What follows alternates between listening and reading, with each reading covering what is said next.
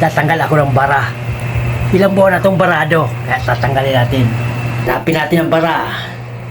Matigas na cable o wire dyan. Tapos, lalagyan mo ito ng ganyan, para sunod natin. Hindi mo ba siya na? Ayan, makita na. Yun near. Yan, ito na sasabi mga ka-idol. Huy! Yan, tanggal ng bara.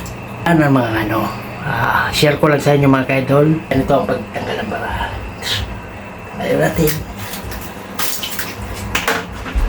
Ito. Ito lang ginamit ko. Ang tanggal ng bara. Okay? Testingin natin. Dati mga ka-idol mataas ang tubig. Wala na temperature.